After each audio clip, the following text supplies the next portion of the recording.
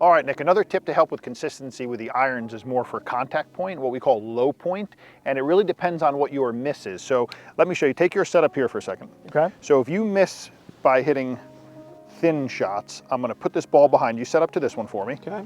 And I want you to swing back and we're gonna strike this front ball and we're gonna try to miss the outside ball. So Okay. if you miss with thin contacts, you're most likely coming into the ball a little bit too much on the upswing and you're bottoming out too early. So in essence, your low point is too far behind. And then when you catch it on the upswing, you're gonna hit the top half of the ball. What this 2-ball drill does is it gets you a little bit more of a sharper angle down onto the ball, gets the low point more forward and gets the contact a little better. So try this. We're gonna hit this golf ball and we're gonna act like that fat one's not even there.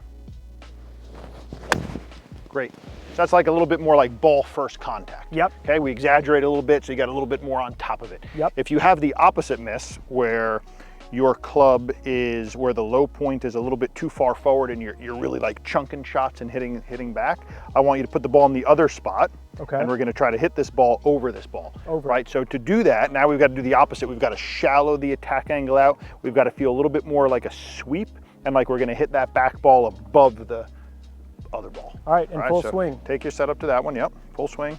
Everything normal. We're gonna try to shallow this thing out, stay a little more behind it, and we're gonna try to hit it over that ball.